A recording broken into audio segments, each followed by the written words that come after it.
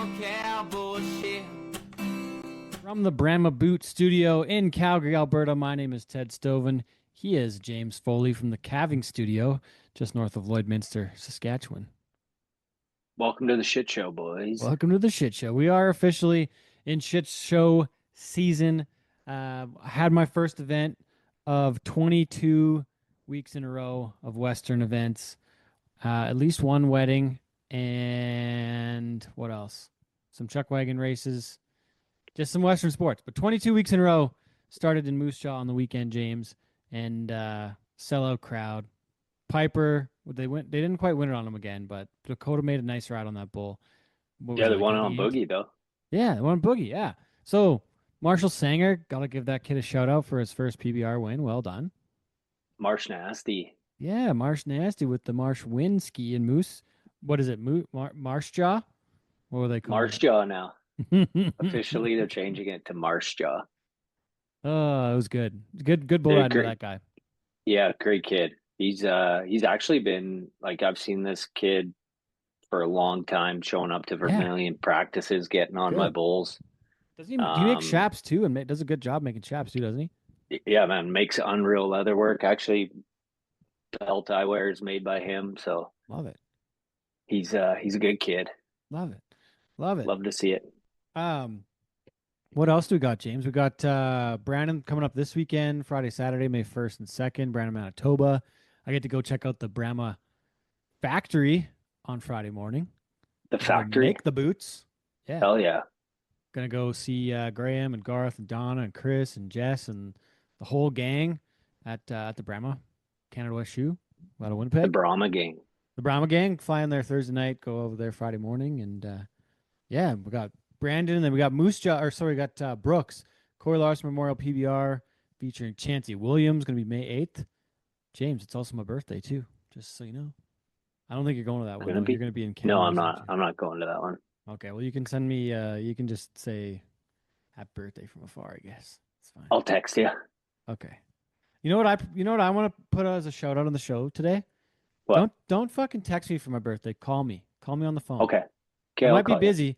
Anyone thinking they want to text me? No, I want to hear from you on the phone. Call me. I'm gonna call you, and if you don't answer, I'm gonna leave like just message. Oh, but 30 minutes, just absolutely eat up all your storage. You're just gonna leave your phone on and just set it down and just go about your day and just leave me a 30-minute voicemail. No, I'm just gonna talk. I'm gonna give you like a 15-minute talking. I read something about that today where it's like, people like, we don't have to talk like it went from like, it was a crazy stat in like 1994 there was like humans spoke aloud 16,000 words a day, and now it's down to like 9,000 because nobody talks anymore, because you can order your food on an app. You don't have to talk to people. You can just stay at home and work by yourself. There's not as much dialogue. Yeah. Like, you don't have to talk to people as much, right? You send text messages, emails, where all that stuff used to be phone calls and in-person meetings. And now it's just like, it's so impersonal that people, and the specific part of it was that people have to be aware and present, and we have 200 milliseconds to react in a face-to-face conversation, whereas that doesn't exist with text messages and whatever else, emails. But in a face-to-face conversation, people don't have the eye contact anymore. Ordering coffee at Starbucks now, you can send your order and just go pick it up. You don't got to talk to anybody. Like, some of that is kind of efficient, but the human side of it, no, it's not. It's turning kids into losers. Well, that too. They can't fucking talk to anybody. If you're under the age of 18, you're listening to this shit right now, pick up the phone and fucking call people. Fucking talk to people. Dude, line dancing. What the hell? You guys are a bunch of losers right now. You guys can't even wheel at bars. I've never seen a bunch of kids just standing with each other. You guys can't even pick up chicks. Well, speaking of which, it's why line dancing's so freaking popular now, because the boys can't go ask a girl to dance. Yeah, and if you're on TikTok and you put yourself line dancing, you're also a bigger loser than the kid that can't wheel a chick. Oh dear. Well, he was our guest on episode 80 of Cowboy Shit, Mr. Foley, and he's back again. Back. We have a special request. He's if you see him flying your plane, don't worry, he's not hijacking it. He is a commercial pilot. He's legit. You don't have to. What is it? You don't got to squawk 7.5 because he's not trying to steal the plane. He's not hijacking. Time to drive. Please welcome back to the show, Tarek Olnaga. Howdy, sir. How you doing? We had a special request and a idea that came about with Tarek. So, and I gotta go back. Quickly. I'm sorry, Tarek, but the Coy Larson Memorial PBR May 8th in Brooks, Alberta, at the Brooks Centennial Arena. Chancey Williams is coming up for that one, and gonna be a great PBR show. We got all the stops, all the measures. Brett Gardner on the microphone. We've got, I think Denny Halstead's back once again, but Chancey Williams is feature after the bull riding. It's a great event, and it hasn't had as much support from the community as far as fans it could have in the last couple of years. So I want to see everybody anywhere close to Brooks. Come check out that event on Friday, May 8th, and I will have a beer with you after. It may or may not be my birthday, so hope to see you there. You're signing autographs after? This is a personal request to come please join my birthday party at the Coy Larson Memorial PBR in Brooks on Friday, May 8th. And I will talk to you in person. I will answer your phone if I'm not in the middle of the perf. Or maybe I'll answer it during the perf. Like, whatever. I'll just be like, hey, sorry I'm playing music, but thanks. I know that you took out your time of your day to call me, so thank you. I love you for calling, and we'll talk soon. Perfect. That's what we'll do. Cool? But I won't answer during the production meeting. I'm not going to do it then. No phones in the production meeting. That makes sense. Your phone goes off, it's a case of beer. And if you're in Brooks, man, you're missing out on these PBRs. Like, dude, we got a great set of guys getting on bulls. Oh, yeah. Everybody's got a pen of bulls right now. Like, these PBRs are unreal watching right now. I don't want to make too crazy of a claim here, but there's a rodeo in Brooks, I think about a month later. And I would guess, I'll just throw a wager out there, that you're probably going to see more successful bull rides for higher scores at the PBR than you will at the rodeo later in the year. Yeah, and the production, and these productions it's a party. Just go there, get drunk, take your shirt off. There was guys in Moose Jaw with their shirts off. Yeah, we found the rowdies. Just whipping their shirts around their heads. We found the rowdies. Yeah. How about that one lady that was dancing too? Yeah, well, how about her? I think Ash was pretty distracted the rest of the show after that lady was doing her dancing thing there. Cooked them. It was pretty entertaining. Okay. Brooks, PBR, Friday, May 8th. Got Brandon this coming up weekend. And yeah, man, we got stuff happening. The next few weeks going to be good traveling. Great show this week. But we got some very important business to attend to. Tarek has joined the show this week. And we have... man, I don't know how to approach this because I wrote this out when we first started the podcast, and I wrote the description of the show, and I said it's rated from steer rider to steer wrestler, and it's rated from steer rider to bulldogger, and then I said it may offend some team ropers, and I'm about to probably offend some team ropers here. It might happen. So direct all your comments to foleybuckingbulls@gmail.com. Yes, and I will take them all, and I'll reply back to every email I get. And you can CC hello@cowboyshit.ca as well for any complaints. But what we have to do is we have to find Tarek a team roping partner for the 2026 season and possibly beyond. Ooh, I like that. Yeah. Could be a real friendship. A friendship, and it's not gay. Okay, we're not trying to gay on you here. Like, this isn't like it's not that way. It is the only rodeo event where you need a partner. So yeah, no offense to the gays, but this is not a gay situation. Yeah, this is a straight situation. I mean, if you are gay and you want to be Tarek's team partner, that's cool too. Like, hey, that's fine. That's cool. No judging. What we're saying though is we need to find Tarek a team roping partner for the 2026 season. So Tarek, I think what we got to do here is, once again, emails directed to foleybuckingbulls@gmail.com if you want to be Tarek's team roping partner. Hello cowboyshit.ca. Tarek, you can send out your burner phone number for your team roping header phone number, like hotline. I don't know if it is. Yeah, 1-888 team roping header, like HEADR, like, I don't know, however you want to do it. I don't know what the number is. Fair enough. Yeah, we'll figure something out. But I'd go 188 hot rope. Oh. No, I Somebody need needs some. to register that number now. Yeah, HOTROP, hot rope. Hot rope. That could be Guaranteed. that Actually, might already Guaranteed. be a gay that would work. hotline. Yeah. I was Oh gonna yeah. say get head as another one too. It works. You need 7 letters. It does. might work. Yeah. I Yep. like that. Oh boy. Okay. I'm sorry about this to all our team roving friends. Just for the record, bulldogging would be a lot different without a partner, without a hazer. Mm-hmm. Just for the record. If we're trying to judge the level of it, like that's close second. Yep. Right? Oh But, yeah, easily. But now I just dug such a deep hole. I'm sorry to my steer wrestling friends and my team roping friends. We're just joking on you, okay? We're just joking. But Terry, The CPRA is a steer wrestler now. oh, did Chance win it? It's official. He's the president. Yes, Congrats, Chance. Yeah. I think he's been on the show before. We had him on. I think he was like 53 when we talked about the top bulldoggers ever from Canada. That was a cool show. It's official now. Tarek, sell us on why. First of all, what are you looking for? A top or a bottom?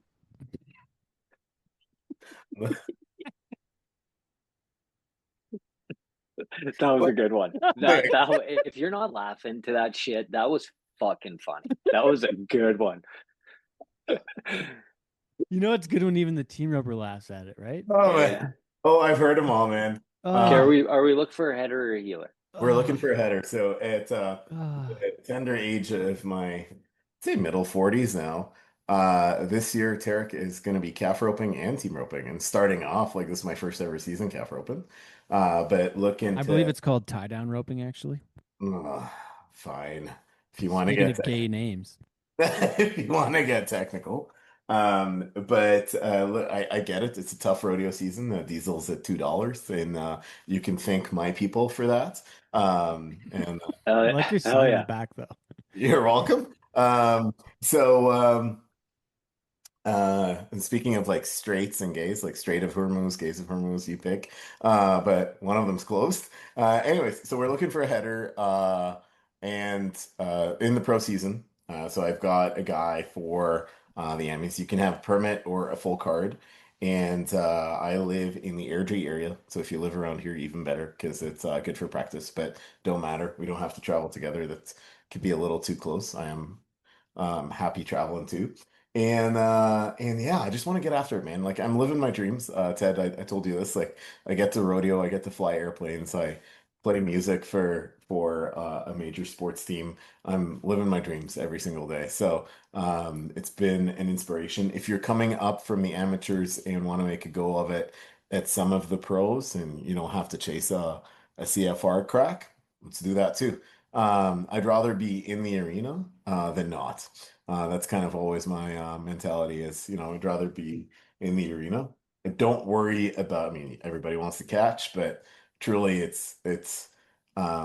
my roping mentor, Murray McGonigal, who Teddy, kind of told me this. He's like, less than 1% of people in the stands are ever going to know what it's like to be in the arena. And I think that's a heck of a privilege. So if you want to experience that, the pros are a lot more fun. They're very well run, and they're intense. And you're up against the best guys in the world. So that's the only way you get to improve. So yeah, if you want to come up or have been in the pros and want to come back, my tunes are always good. I always got the best tunes in the truck. And yeah, ready to get after it. I know it's a tough season. I think there's only currently 48 registered teams in Canada. So it's not a deep competitive pool at the pro circuit. And I suspect as the season goes, it'll get tighter and tighter as well. So why should the headers of the world, the partnerless headers, why should they pick Tarek? Good question. A lot of try. Great horse this year. Show up on time. The beers are only after the rodeo, so not before. And not even to take the edge off, like you did with the shakes. That's what whiskey's for. Oh, okay, gotcha. Fair. Yeah, that's what whiskey's for. But and I would say that here's another big advantage. I might not be the best healer in the world, but super connected from a sponsorship, social media exposure standpoint. That if you're looking at, I've got an amazing set of partners I'm working with this year with some pretty cool technology, really groundbreaking in the sports equipment world that I would love to introduce you to. So, and we could be a sponsored pair team too as well. Wow, I like it. Well, if we get multiple people that are signing up here, I think we do a bachelor style. Heck yeah. Who will be Tarek's header style podcast next, James? What do you think? Heck yeah, we can cover it through season. I'll keep you all posted. What's the goal for the year? Like, is the goal to win? Goal to just show up? Goal No, to you definitely go into rodeos wanting to win. You want to place, you want to make money. I think a goal for this year, if it's someone that's coming up from the permit world, fill your permit, lock yourself in the standings, and get ready for a proper 27 run. Oh yeah. Get those qualifications up. Yep.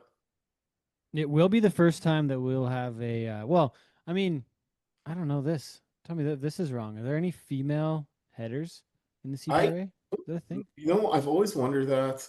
In the World Series, there's a ton. And Yeah. in amateurs, there's a lot of mixed and or just female teams. I've personally never seen it, and Not yet in the pros. I don't know if that's a thing or not. I mean, there's a ton Man, of breakaway ropers that team rope too. I wonder But if if the breakaway card allows you to team rope too. I don't know that on the rules. don't There's know a the lot of ladies that are around now though, and there's probably plenty of breakaway ropers that could compete on the heading side. I think they were onto something here. I wonder if the I breakaway ropers are allowed to enter the team roping. Why I the don't hell know what not? the rule book says, but yeah, it's definitely. I I'd mean, be the onto World something. Series you see it a ton in the AMI Yeah. CC for sure. Yeah. And then the other thing as well. Here's the one thing that I don't do. I don't jackpot. I love team roping, but I don't love it enough to watch 600 team roping runs in an Fair. afternoon. So, I think that's allowable. so yeah, we But definitely. what if your partner wanted to do that kind of shit? Well, if they wanted to go to get to a couple of if they're good at going down the road for rodeos, we'll do a couple of jackpots. Um, Good. but I don't want a season of just jackpots. Like that's really important. Um, yeah, it's really hard to sit through 600 team rope and runs. I tried it one time, hated it, never went back. You know, I I'd mean, run a video But if you camera got a the whole guy time. that you can win money, is it on the table or no? and I get it, and that's the thing is you're absolutely right. Is yes, the payouts are bigger in jackpots for sure, but you're also up against, depending on where you're numbered, you're up against 500 teams at some of the big jackpots. Whereas at a rodeo, like all of these mid-sized rodeos that have just happened, Med Hat, Tabor, etc., you're up against 40 teams. So and they're still paying six holes. So your chances maybe are not as big of a check, but the competitive field is a lot tighter, Hell rather, yeah. and you're not waiting as long. Plus, I'll always say this, and you guys are both rodeo fans, is I'm as much a rodeo fan as I am a contestant, and competing at a rodeo, there's so much else to do in terms of just being a fan of the sport and the spectacle of the sport. Whereas at team roping, it just loses all the fanfare. You don't have a grand entry. You don't have national anthem. Yeah. You don't have a production. It is just. I mean, again, great horses, great ropers, and for some guys, the jackpot world works well. If you're not looking to cover a ton of miles, you got family, kids, whatever. That's fair. Because the rodeo world it's a long ways to go for 10 seconds worth of work at best.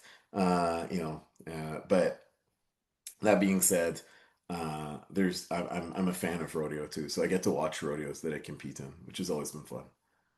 And the only reason why I asked that question is like I feel like team ropers are like the guys who want a team rope are like big jackpotters and you know what I mean? Like I feel it's like one of them things like team ropers especially fucking love team roping. Like 100%. the guys the guys that are going to be the guys that are winning are the guys to me that are like showing up every time at all these fucking deals to win money. Like, you know what I mean? Like that's like the big. That's what fucking team ropers do. They just like everybody's like going to the world, You going do, to but South Point. again, one of my roping mentors just mentioned his name. He won't jack point. Like he is a rodeo guy through and through, raised on the rodeo world, Right. and I think it also changes, like depending on who you're traveling with. If you're traveling with a bear racer or bronc rider or whatever, like it changes. But I think now again, not knocking on jackpots, but I'm chasing a rodeo dream. Now Oh there are yeah, guys who go both very successfully. Like you'll see Levi Simpson's name very successfully at both. There's futurity guys like Jeremy Bueller, who's made an incredible living, probably better than rodeo in the futurity world, especially as he's got a young family now. So it's less miles for him to cover for significantly bigger payouts. Um, so it really all depends. Like, I mean, is one better than the other? No, but do I have a preference? Yes. right. Um, and I think it's got to be somebody that wants to chase that rodeo dream. Dig it. Do we have anything else, or should we just direct all traffic? Tarek, do you want to tell everybody where to find you? Heck yeah. Wherever, Facebook, Instagram. I mean, I go by my Reach name. out to us. Yes, you guys. It's I'm really wanting to get into Red Deer. So memberships close pretty quick here for Red Deer. If you don't already have a membership, if you do, then entries give us a little bit of leeway. I'm pretty excited about Red Deer getting their rodeo back for Mm-hmm. what first time in a decade-ish.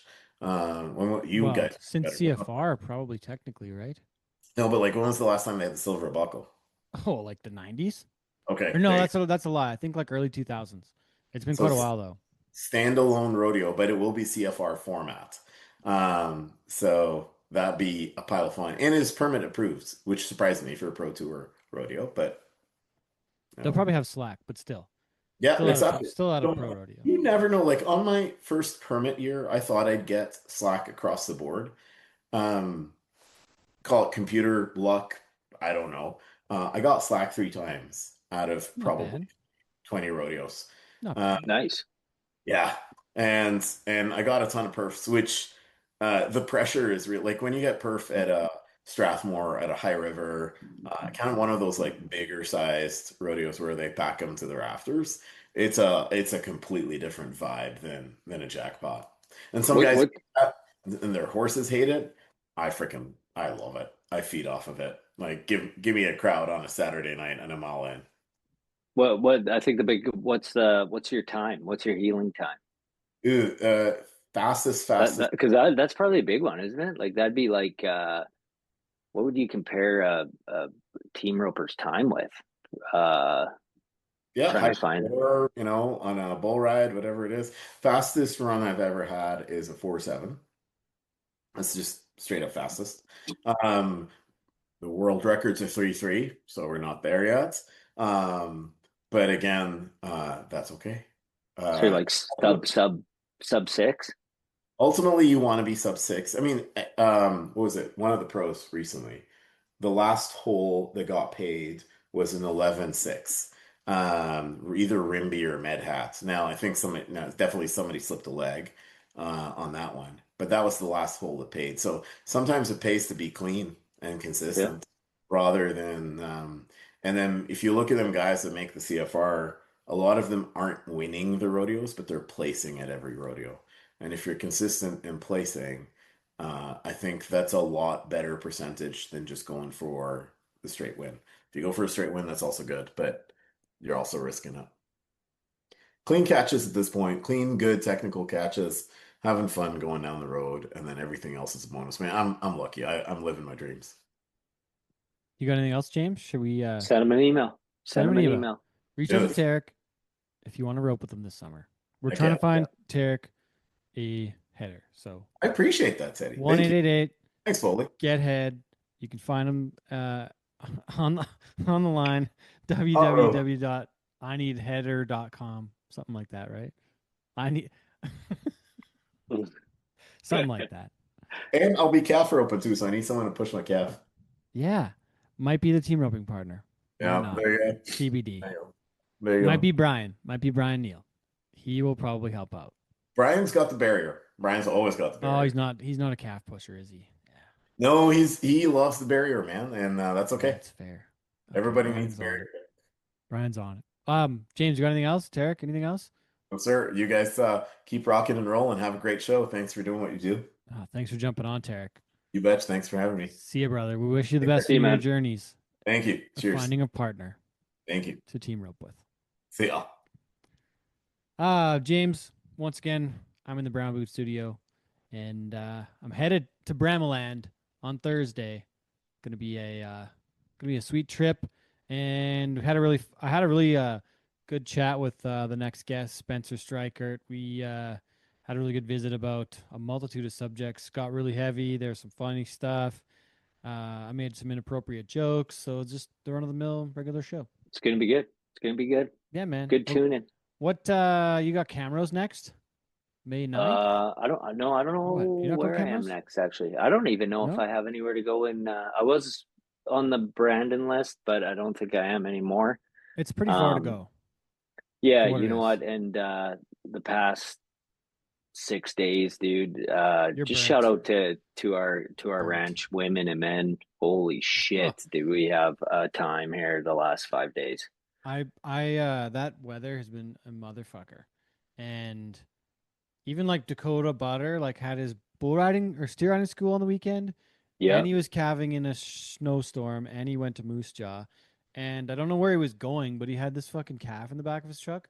Took a huge piss in the back seat of the truck while he was driving down the road. Because otherwise these cattle are gonna die. Like you guys are fucking saving lives out there. So yeah. I had to take a calf to the vet today. It shit in my truck 3 times. oh no. Oh Yeah, my no. bottle calf. And they don't sit like these cat like they're not in the box. You can't leave them in the box. Like they're in the cab with you No, yeah. and truck's getting dirty. I told that son of a bitch to put a seatbelt on like 6 times. Shit's 3. Yeah, crazy man. It was like yeah, I can't even explain it, man. It's probably the worst storm that we had. Oh, winter. Yeah, winter in probably 20 years in April. Like Oh my gosh. it it was a banger, dude. Like Ugh. I like people calving. It was hard to explain. I sat there probably 300 times and said, "What the hell?" I didn't say Ugh. that, but I said, "What the What the fuck helly? am I doing? What the fuck am I doing?" What are you gonna name the And one that's shit in your truck? What's that one's name gonna be? I don't know yet. He's a posty son. Comment on the video. Give us your names. We'll pick one. The first thing that comes to But mind is Post Pounder. ooh, I like that one actually. It's actually not a bad name for a bull, is it? Yeah, his mom. What was his mom? His mom was Kung Fu Panda daughter. Oh, there was a funny one back in the day. It was like Who Flung Dung. That's a good one. It was something like that. That could work. I got a Kung Fu Panda son that's named Jelly Bean. Jelly Bean? That's pretty good. Yeah, you get the reference? No, I don't know. Karate Kid. Isn't it? No, That's Three Jelly Ninjas. Bean? Three I don't Ninjas, know. the smallest one's Jelly Bean. Oh, I like Always that. thinking, sir. I Always like that. thinking. I like that. Oh dear. Okay, we better go. Thanks for doing this. Yep, thank you. All right. Thank you everyone for tuning in. If you're still listening, appreciate you bearing with us through this. We laughed. It was funny. Just ranching, man. We had just ranching. Just ranching. People will relate to that shit because everybody was like, "Fuck that storm." Right. And they'll relate to the team roping jokes because we all think it, but nobody says it very much. Yeah. And then, but like it's funny. You dicked with the steer wrestlers, and I'm staying away from that because them boys could throw. Every single one of them fuckers could throw, and they're massive. That was probably a bad idea. That part, wasn't it? Yeah. Might have to cut that out. Yeah, you're gonna be walking head down at every rodeo you go to this summer. Oh, that was funny though. That's funny. Yeah, oh yeah, it's gold until you turn around and Scotty Gunther and Cody Cassidy and the boys are all behind you. That's funny. Hey, you little twerp. Yeah. It's good though. We had fun. I was joking. Okay. All right. Well, thank you everybody. Catch you next time. This week on the show, he's a multidisciplinary artist working in comedy, radio, and acting for film and theater. He's a former rough stock competitor who qualified for the Canadian Cowboys Association finals in 2011. He grew up ranching in southwest Saskatchewan. He's a Canadian Comedy Award nominee who has oh, he has two albums under his belt. Is open for Jim Jeffries, Jason Ellis, Amos Gill, and can be seen in season 5 of FX's Fargo. His latest special that came out in November. It's called Cowboy Number 2. It's now out on YouTube, and he can be heard weekly around Alberta, co-hosting On the Rise on the CKUA radio network. Coming to us from Calgary, Alberta. Please welcome Spencer Streichert. How's it going, Ted? Thank you so much for having me on today. Yeah, no, thanks for doing this. I'm not a radio guy, but I feel like my radio DJ voice is really picking up this week with my raspy tone. Yeah, you've got that smooth late night drive sort of voice, you know? You got the voice where like you could play some smooth stuff that people will be driving around to as they're making late night deliveries or Yeah. or driving away from a breakup, you know? Yeah, or like driving away from a break-in too. Oh, Could be. also that. We could kick it up a notch. Yeah, it depends what people are up to. The late night radio DJ voice.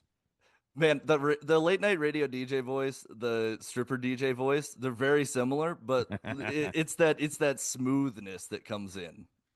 Oh man, I don't mean to be like this. I didn't choose this life right now. It chose me. Listen, the late night DJ voice, it just comes at you. It's like that movie It Follows. It's the voice. It comes at you.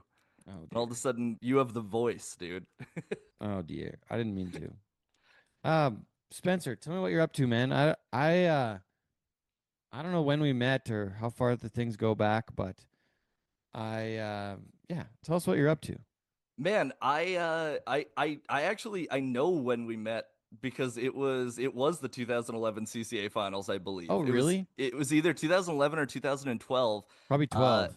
It might have been 12 because it was right when you started everything Cowboy. Was that the year Wasey won the finals was 12? No, he won in 14, I believe. Oh, that was a couple years after. Yeah, 12 was 12. I forget who won the finals. I mean, that was a long time ago. But I remember it because you had already been to the CFR and stuff, and then all of a sudden you're creating this specific Western sports media outlet. And I just remember everybody at the time was like, "That's really cool. Like this is something that's just going to benefit the sport." So it's been really cool getting to see that you've been doing it now for 10 plus years. It's what, like 15 years now of everything Cowboy? That's crazy. It's been a while, hasn't it? That's nuts. Yeah, but in terms of what I'm up to, man, I'm doing a ton of stand up. I'm just doing the whole CKUA radio thing. I've been kind of just getting a lot of stuff ready right now. I feel like I had a big year last year with the special coming out, and it was a lot of anticipation building up to that. But I feel like this year it's been a lot of building the new hour of material and a lot of just, I don't know, kind of going back to the basics and just, taking things one step at a time. I think with comedy and like with any art form, really, it's like when you have something that you've worked really hard on for a long time and it finally is complete, you kind of have this moment of almost loss where you're kind of figuring out like, what do I do next? Because you always want to go for that next thing, and it's hard to do so, but you kind of have to remember to break it back down to the basics and like where you were at 10 years ago. You kind of just have to look at it from through those eyes again, through that lens, and go, what do I need to focus on to get that new hour built? So it's just been a lot of stand up lately. And I remember going, oh, I saw you host and I think what do you call it? Like host and present or what do you call it when you're part of the stand up hour? Hosting and like emceeing. Yeah. Well, what's the other part when you're one of the comedians? You just have Uh, a spot? What do you yeah, call it would that? just be like, I guess, having a spot, I think would Having a be, spot? yeah. So I saw some of your work at the Monday Comedy Night. I went there with Mel a few times, and we haven't been in a long time. But I didn't even know that existed. But it's like a little bar called what Modern Love on like 11th Ave Yeah. in And Calgary. And you know what the saddest part is? Now it doesn't exist anymore. That was Really? actually, yeah, the night that you were there, that was the second to last show. And Really? James Moore, the guy who's been running it, he ran it for 20 years. Yeah. And it used to be Broken City. Like Yeah. Modern Love used to be Broken City. And it was just like, I honestly think it was the coolest venue. Like it was the best venue to go check out music or comedy because there was And it was on not a Monday nights. Like it was on Monday nights too. yeah. Like it And there's some was good folks that were there. oh I yeah, have like laughed my ass off multiple times. the craziest part about that is that that show had some A-lister comics just drop in. Like at the peak of his popularity, Hannibal Buress just dropped in the night after selling out, like I think it was McEwen Hall. He just came in and dropped in and did 45 minutes at the end of the show. And No like way. Zach Galifianakis was there. Like there's been like What? yeah, there's been some huge names that went through there. No shit. Uh and James kind of actually he built the comedy scene in Calgary. So he had originally Calgary used to have just Yuck Yucks, which was at originally the Blackfoot Inn, which is now where the Laugh Shop is. And they were super picky about like who was going on stage and whatnot. And James kind of got into comedy when he was older. He was in his 40s. And they flat out told him that he was too old to be a stand-up comic, which is insane because stand-up comedy, I think, is the one art form that you get so much better with age. Like you have such a better perspective of the world and everything. You have so much more life experience. But yeah, so he couldn't get stage time, nor could a lot of other comics. So he started it originally at Dickens. It was there for 3 years. Then I went to the Lord Nelson for another, I think it was like year and a half or something. And then it spent the rest of its time at Broken City / Modern Love. But what ended up happening is Broken City got purchased by this company in Edmonton, who was this restaurant company there, and they kind of turned the venue like it used to be like not a bad seat in the house sort of a thing.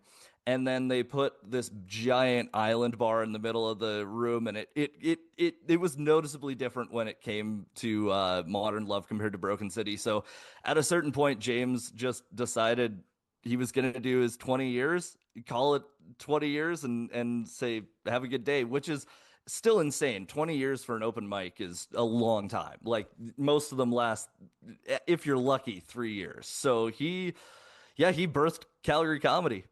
No way. Well, so I saw him give like the main guy some cash the one time. I was watching the deals go on.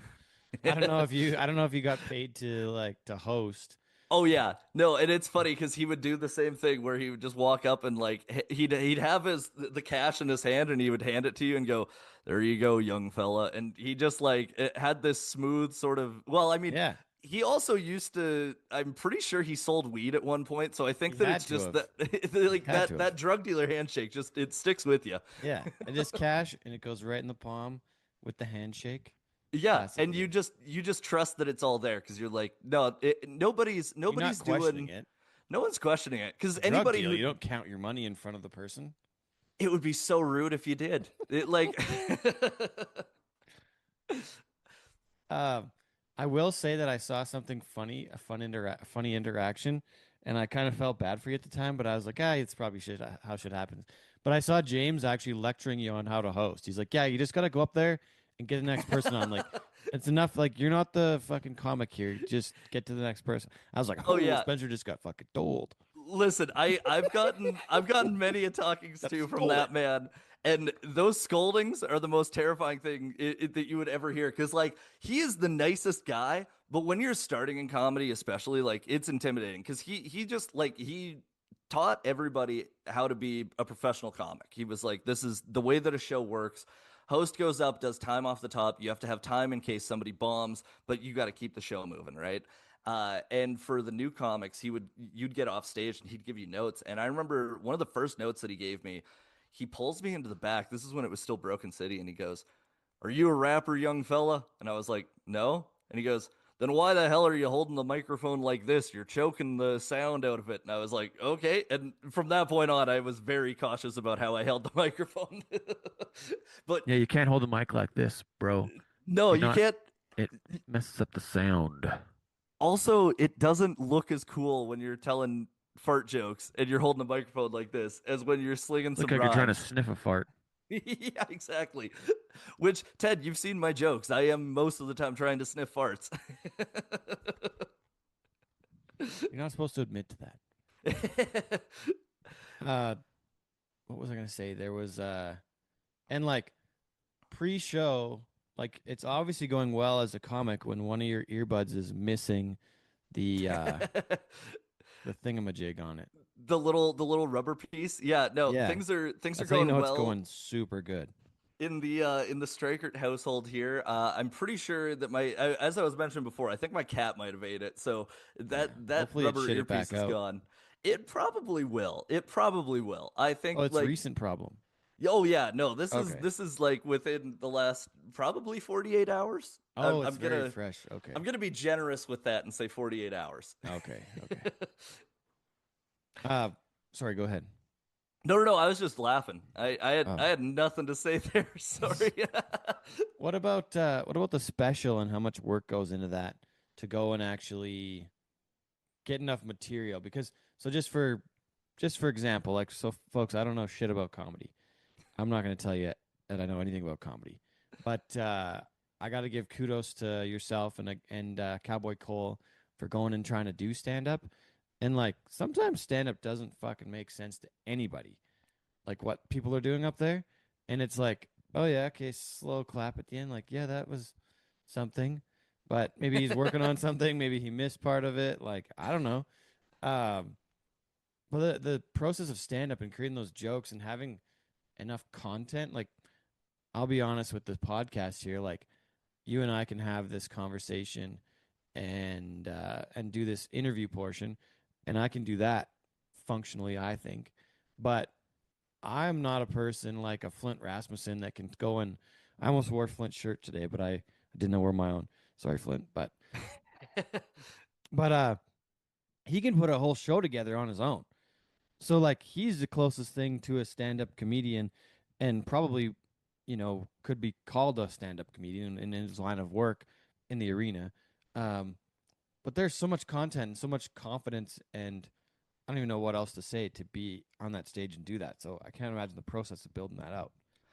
It takes a long time. It's definitely something that takes time, and it's not something that ever I think gets easier. You just kind of find what works for you because like Flint's actually a great example because I was listening to him on a podcast recently where he was talking about building up his act, like his act for clowning, and how he was kind of doing what stand-ups do in terms of his turnover of material. And I think that is way more terrifying because I can if I have like a whatever set in, stand up, most of the time you're on a show with other folks, so like people are getting something out of it regardless.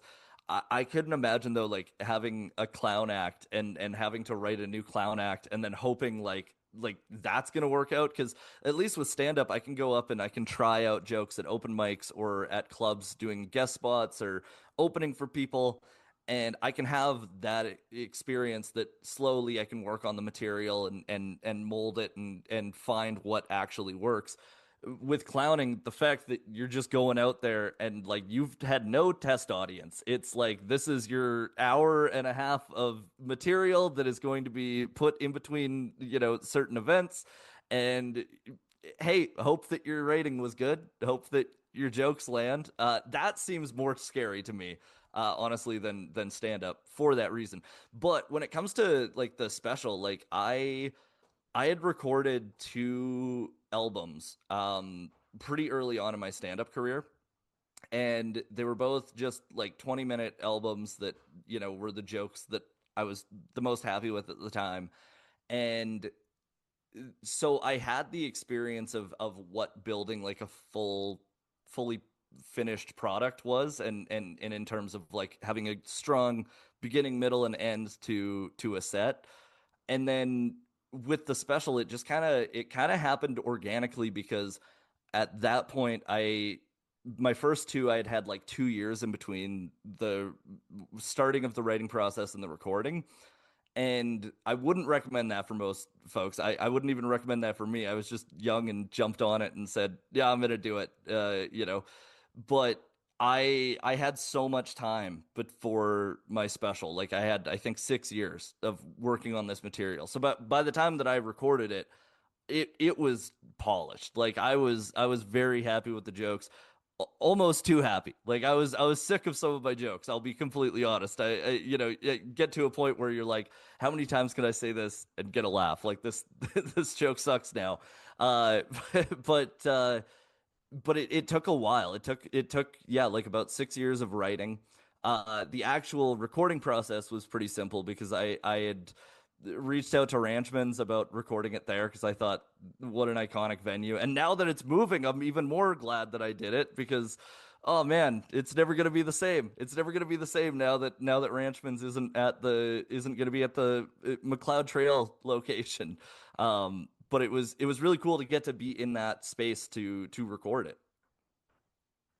And I'm thinking about like the major comedians like Jim Gaffigan with his Hot Pocket story, and I'm trying to think of who else has stuff that's like consistently similar. I'm trying to think back now, but like I want to say a guy like Dave Chappelle is in an elite level because it's changing. It's not the same shit all the time. Yeah, No offense to Gaffigan or like I'm trying to I don't know the comedy scene enough, but there's some guys that have their shtick that's their thing forever. But it's Chappelle, like he's different every time, I want to say. I would agree, and I would throw in Dave He's this, Attell into that mix. Like yeah. there's those guys who are able to like keep evolving with the art form, and I think that that's something that's super necessary, especially with comedy, because it is not something that's going to be evergreen. Like your jokes that you told a week ago might not be relevant, this week, and so there is that need to stay fresh, but there's that extra level of needing to constantly evolve. And I think that yeah, there's those guys who are able to do that, and then there's also those guys like you said who like they found their shtick and it works. The Yeah. Machine, great example of that. Yeah, Bert. Like Yeah. Bert Kreischer, And like he's I heard him do it at the comedy festival this last fall or last summer in Calgary, and it was fucking funny. yeah, and It's like, oh, this is a good fucking story. it's a great story, and you're like, there's those bits that are just so quintessentially like evergreen in a way, but Mhm. they're they're But he they're also always had a the lot. personal one. He always had a lot of funny shit too. Otherwise, though. Oh yeah, you Yeah. gotta still fluff it out with everything else. You gotta have the full package for the hour. But it's also extremely good storytelling. If we're And being honest, like his that machine story is a story, oh yeah. and he tells it really fucking good. He's almost like I don't know if you ever listened to the show we did with Ryan Petrucki. We call him Gator about getting kidnapped in Istanbul, Turkey. But that's Yeah. like that could be a comedy special of its own.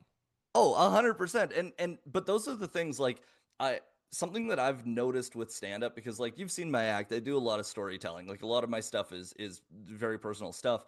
Like, Uh yeah, but I was gonna say like what I think is funny is the stuff that works the best is the stuff that you're like this seems absurd, like this doesn't seem real, and a lot of the times your realist stories you have to simplify them and like because the audience won't believe it. Like there's times where like you tell a joke and you're telling this story and it's something that actually happened to you and the audience is like there's no freaking way that happened. Like they're invested in it, but they're like, I don't believe that he's that could making this happen. shit up. He's making that shit up.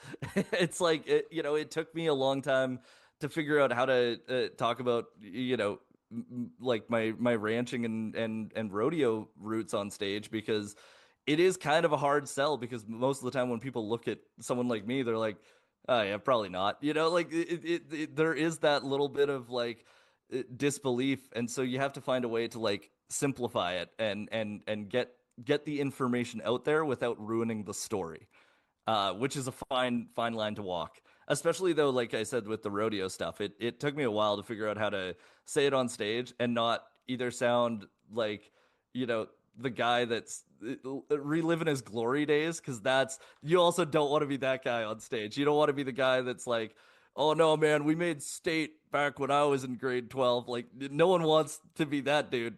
Uh, but you also have to be honest about what happened to you, you know? So it's a fine line and it is a really tight rope to walk at times. Do you want to give us an example, or do we got to watch the special for that? No, I could give an example. Like I talk about like right off the bat in my special, getting my head stepped on by a bull when I was 15. And like that that's an insane story because that sentence right away, people are like, I'm hooked. Like, where is this gonna go? And then so then you kind of start adding details once you've got people hooked on it, right? So like the way that I would maybe tell a story to you or like anybody that I'm hanging out with in person is going to be different than how I tell it on stage. It's not going to be super different, but the delivery of it is going to be a little bit different because I want to hit you with that thing that's going to get your attention right away. Because if I've got your attention, I've got you for the punchline. You know, Huh. if I've got you for the setup, I'm gonna have you for the punchline. So Interesting. it's about getting it as quick as possible. It's as much information as you can get as possible, as quick as possible. So give me run me through it. Like that's what I'm thinking. Like where a comedian is like, yeah. So this one time, I shit my pants, um, when I was hung up to a bull or something. Like there's like a what did you just say? And okay, now I'm listening. Yeah, I feel like well, I can go back to the bull riding one there. Like, yeah, I started with the I got my head stepped on by a bull, and my next line is I'm like, if you don't know much about bull riding, just know this: if the bull is riding you, you're doing it wrong. And like, Yes. that gets people a little bit more interested because they're like, oh, he's crapping on himself a little. Now he made a sexual joke, Yeah. and yeah, and then it's interesting.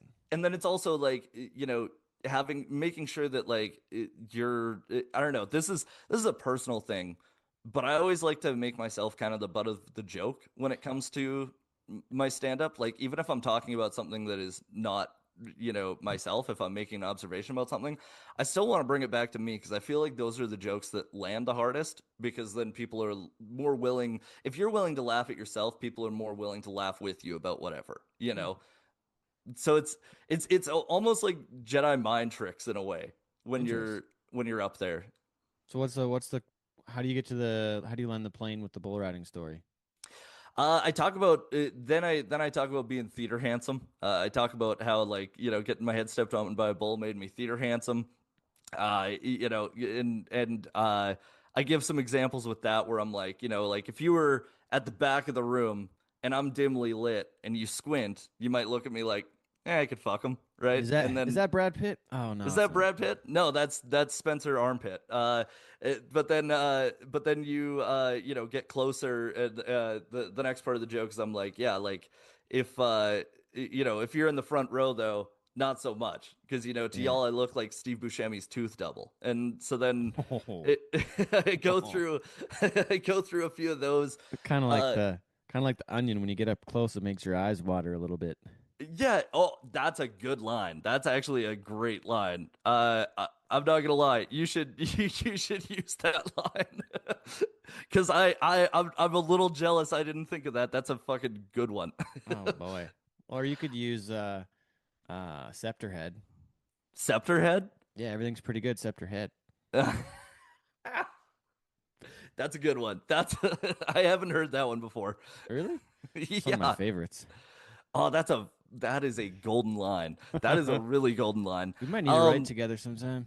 I feel like we do. I feel like Ted, we got to pull you onto stage. We got to get Need you a into doing Oh stand up. no, no fuck. I don't think I would do good at that. I think Although I think it'd be really good for my public speaking and confidence and probably eye contact. Because even right now, like I don't look at the screen very much.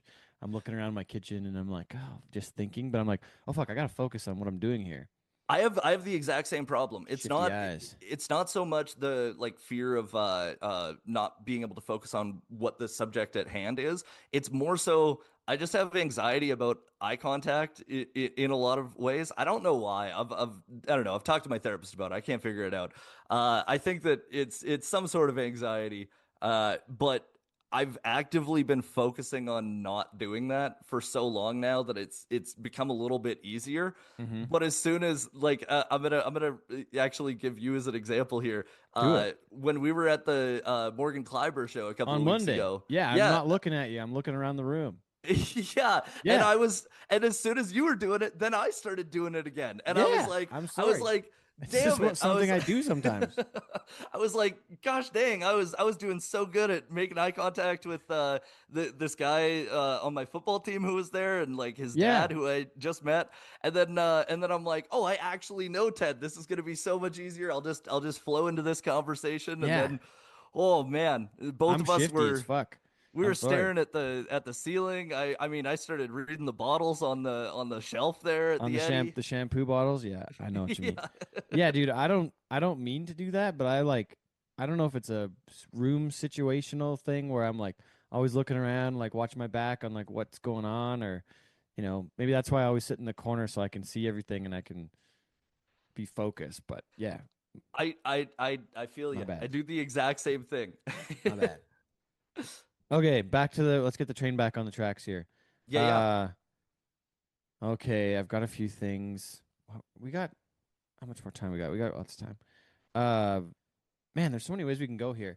I want to say that like the rodeo comedy side of things and stand up, it's like very parallel worlds. Almost like I was at the Alberta Country Music Awards the other day, and Morgan, I got to present the award that Morgan won. Oh, that's so sick. Yeah, they asked me to present an award like before I went up there, and then sure enough, she like just got back from a trip, like just made it in time to get this award. But yeah, I got to hand her award. It was pretty neat to go and be a presenter up there. But they're very the rodeo world like that in Alberta and Western Canada. Uh, in the music world are very to me they feel very parallel with a lot of the musicians performing at the rodeos, and it's like some of the rodeos are turning into like full on festivals now where like probably has like 50 or 60 acts that week between the dance hall and the saloon and the main stage, and there's a lot of friggin' music going on there and live music, which is uh huge for them to support the Canadian music industry. um Dwight Yoakam's already sold out for the first night on like a Thursday, which is Whoa. super cool, right? And like that means they're gonna have like 10, 15,000 people at that damn thing on a Thursday night. So That is crazy. anyways, but I see like stand up comedy and rodeo entertaining as being a very similar role. And it's starting to I had this idea probably like or this thought like probably 10 years ago, that a stand up comedian would fill in very well as a rodeo or Western sports entertainer, as the, you know, Ricky Tikki Wanchucks retire, and as, Denny Halstead's got as many more years as he wants in him, as long as he can get his baggies on, I think he'll be rodeo clowning. Um, and love Denny, right? But Denny's on the side of um the act is what the act is, for the most part, right? Like he's got a few different pieces, and but it's like it's less on the it's less of the situational side of things. It's more like what he knows works Right. on his side of things, right? Where a comedian now, like I see that maybe someday being the role where they're kind of a hype guy slash comedian. They have the content, but I don't know. It just seems a little parallel to me, Spencer. I completely agree, and I think that we're seeing that a little bit with folks like you mentioned earlier, like Cowboy Cole. Like he's I think a great example of this, where um he's doing so much of like the hype man thing, and he's also just so naturally funny that he can kind of just be on the microphone and throw in some lines as the announcer's going, and given all of that information, and he can throw in those lines, but he can also get the crowd excited and get everybody amped up. I think that there is kind of a parallel between the like rodeo world in general and I would say stand up and music, because I think like both stand up and music, they're kind of they're kind of like brother and sister, in terms of like the way that the two worlds operate. And I think that there's a lot of parallels between that and rodeo though, because when when you're doing stand up or you're doing a music show or something, you're not the only one that's on that stage. You know, like yes, you're the only one that's on there when you're going, but there's a whole group of people that are making it happen, right? And everybody wants to see each other do well because it means that the show is good, right? And I feel like you get that same camaraderie with rodeo where it's like you want to see all of your buddies do well even when you're competing against them, because you want it to be a good competition. I feel like that's kind of the same with comedy where it's like you want to see everybody do well because it means it's a good show. And so there is that like slight competitiveness that naturally I think comes with any sort of human interaction and sort of environment where there is definitely room to grow. But I think that in terms of overall, everyone wants to see each other do well. And it's funny too because you also see it with stand up that I one thing that I noticed as soon as I started stand up that I related to with rodeo was I was like, oh, there's like four of us getting into this vehicle to drive, for 6 combined hours to do 10 minutes of shit and then go back. Like Oh that's shit. Is that like you guys going to Edmonton or back to do a show for a night or something? yeah, and especially like when you're starting, like you kind of you go to open mics even in other cities with Oh. comics because like you're just trying to get as much stage time and as much experience. But then as soon as you're like actually out there doing paid gigs, it's the same thing. It's like you and maybe one other opener. You're driving to all the way up to Cold Lake and then, doing your show, staying the night, driving back the next day. Uh, so the traveling aspect was very similar, and much like with rodeo, it feels like every single town that you would go to, you were kind of a rock star because you're like the entertainment that is there for the year, right? Like that's a big event for the community. It's a huge fundraiser or whatever it is that they're doing with said rodeo. And it's very similar with stand up. Like you come into a small town somewhere and you might be the only, live entertainment that's coming through for 6 months. So people are invested in it. They're like, oh, this is going to be fun.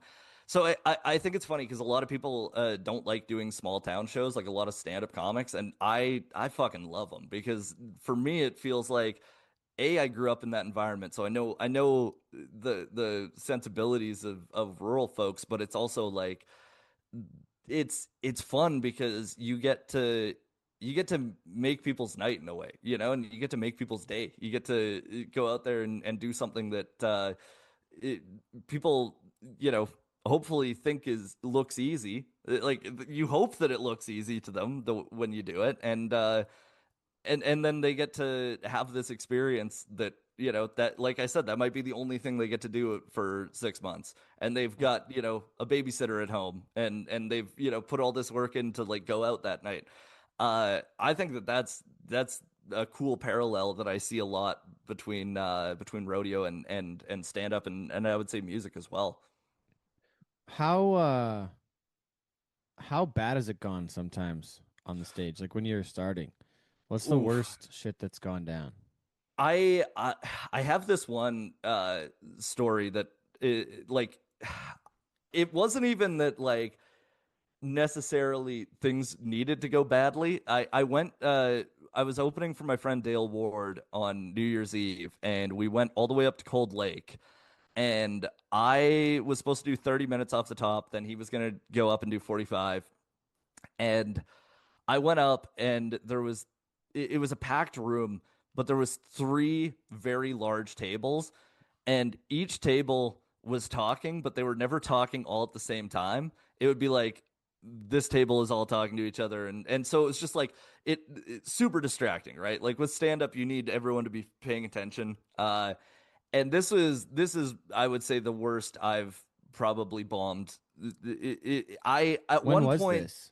this was 2022, New Year's 2022. So this was Okay. like 4 years ago. I was still like 6 years into stand up, you know, like I had the experience to get myself out of this situation, and I have to throw it on myself. I fucked up because I said to the crowd at one point, you called him out. You can't call him out. you can't call him out. You can't call him out in the way that I did either, where I went, I politely asked, excuse me, do you guys mind being quiet so that I can finish my jokes? And then everyone was quiet. And I hit my punchline and I got nothing. And after asking everyone to be quiet, I was just like, this fucking sucks. Like, and I was also, and this was early on. This was like 8 minutes into my set. 8 minutes into my set. So I'm like, I still had to be up there for another 22 minutes minimum. And and they did not stay quiet, did they? They did not. As soon as I hit that punchline and got nothing, they were like, fuck this guy. And I just had to eat my shit and just keep fucking like, I just had to go robot mode because did they laugh at all or no? No, after that there was one table of 4 people who were very polite, and they were and so like at about the halfway point of my set, I just started doing my jokes to them, and I was like, I don't even care that the rest of the room hates me. I'm just gonna make these 4 people laugh, which is kind of worse because then you're still hearing all these people talking like throughout the room. No. So that was a rough one. I would also say, did your buddy do better? Like, did he have a better go? Or he had a way better go because a lot of the people who were really drunk and rowdy left by the time that he got up on stage. So then like he went up and had a great set. Like he absolutely destroyed. And it was tough. That one sucked. I think like it sucks more when you're the only one that bombs on a show, because like if everyone bombs, you're kind of like, okay, like you never want to blame the crowd, but like sometimes they suck. Sometimes it's just a shit room, you know. It's respectfully just a shit deal. But yeah, no, that one was tough. I had one on my special that I talked about that I kind of bring up at the end, because I had right before the special, I was refining material, and I went to the laugh shop one night just to drop in and do a guest spot.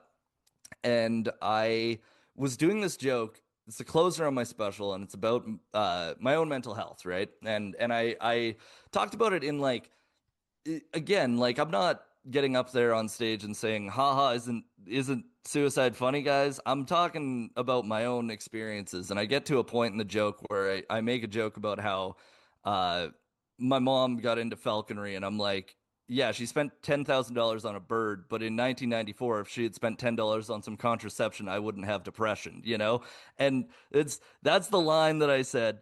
Gets a huge pop most of the time, and the laugh shop is packed, and this lady yells out right when I get to that part. I bring it back on myself again, and I was like, look, I know some of you might be uncomfortable with that. And this lady yells out, yeah, because you're not funny. And the whole crowd was just like, what the fuck? Oh, jeez. Because like also I was killing it at this point too. Like the vibes were high, and so I went, okay, well, objectively you're wrong, but like let's go down this avenue. What part of this did you not like?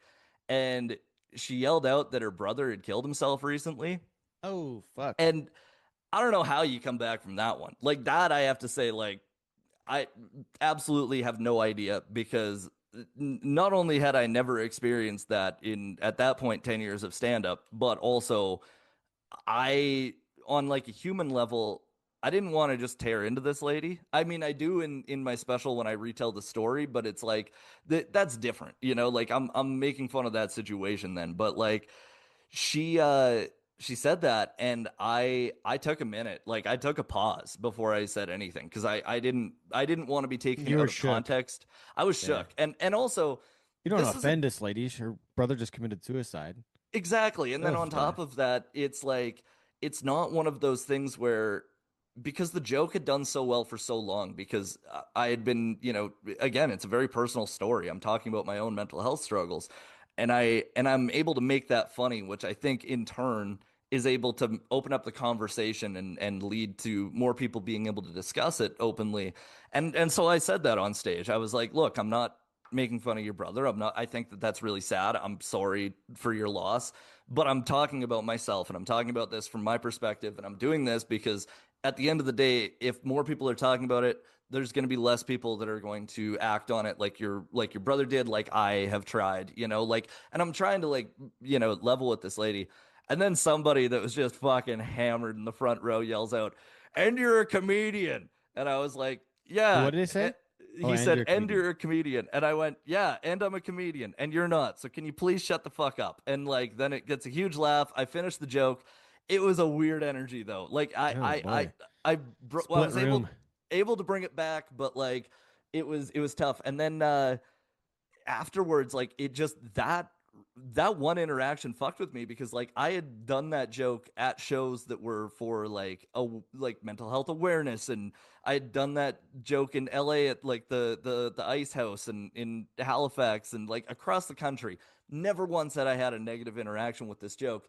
It was just the timing of that was way too like, she, in all fairness, not to blame her, but she probably shouldn't have been at a comedy show if she was going through like, grief that heavy, right? Not Well, that, or doesn't need to speak up. You don't. I don't have to say something if I'm there too. Like it's absolutely. not my intention to fuck over a comic's day too. Like, what did she think about that? Like, I'm sorry, ma'am, but like, what's your point here? Yeah. And I Like, feel do you want like us to feel sorry for you? Like, or is this to reach out for help? Or like, I can't imagine. But like, just to destroy someone's set in the middle of a show, like, what was her expectation there? and not only destroy someone's set, but like You're not everyone that funny. had Like, been laughing before that, like went the quiet. yeah, and then it's like you just made 300 people feel uncomfortable. Like Yeah, that was what you got that out of that. sucks. So that one was a tough one. I would say though, not a bomb still because I was able to like pull it Recover. together. Amazing you could recover from that one. Holy. Yeah, that was a hard one to recover from. Sorry, did you have more to that story? No, that was the end of it. Sorry about Okay. That's that. okay. It was an abrupt finish. Uh Spencer, how much time do you have right now? Hold on. Oh, I got like 30 minutes. I'm good. You threw a little piece in there that we don't have to talk about, but you mentioned the suicide kind of or side of things, and it sounded like you have attempted before or something along the lines. Like it sounded pretty heavy.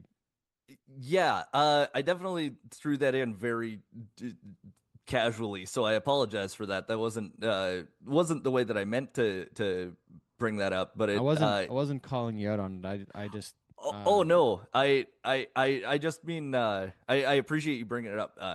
But yeah, I have, and I've really struggled with my mental health like since high school. Like I've had a lot of issues with my mental health since high school, and it's one of those things that has ebbed and flowed. I've had like really good stretches of time where I haven't had, to deal with my depression, and I haven't had to focus on it, and I haven't had to even think about it. And then it'll come out like it just is there suddenly, which is another reason why I like talking about it, because I feel like if you talk about it, your friends and family are able to pick up on signs when you might be going down that road, right? Or when you're in that pit, even not even going down that road fully. Um, so it's been something that I've been actively working on since I would say I was probably 19 or 20.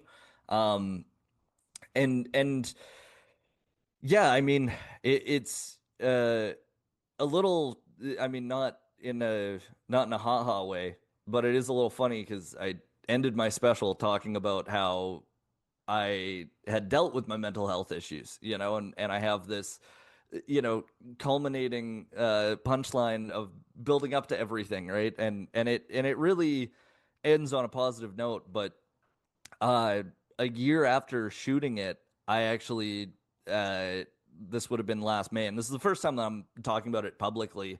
I tried to end it in a hotel room, and it was one of the toughest things because building up to when it happened, I was starting to spiral. I had been off my meds for a while. I was starting to spiral, and I was starting to reject a lot of the things that people wanted to help me out with, you know? I felt like at the time, like nobody was listening, which is not true. That's not the case at all. But it's really hard when you're in those spaces to like in those mental spaces to maybe realize that.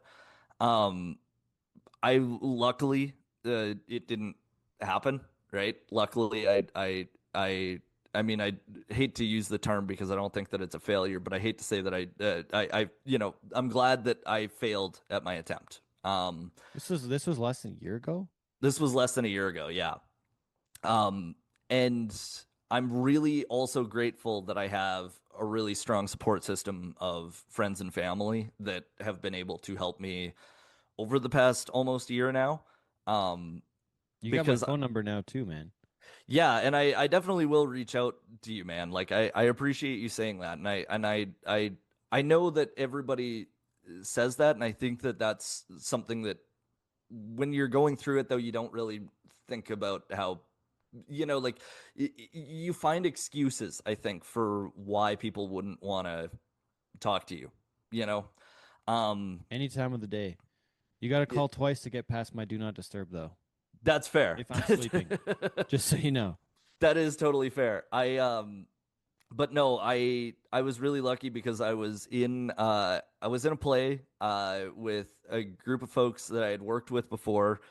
It was rehearsing in Medicine Hat, and it was just kind of like the culmination of months of not being on my meds, not talking to people about it, and then the rehearsal schedule. It was just like I had been going through this loop for years of being in shows and never taking that time to like work on my shit outside of, you know, away from the arts world, you know. And I feel like you definitely kind of need that when you're working through your own mental health issues.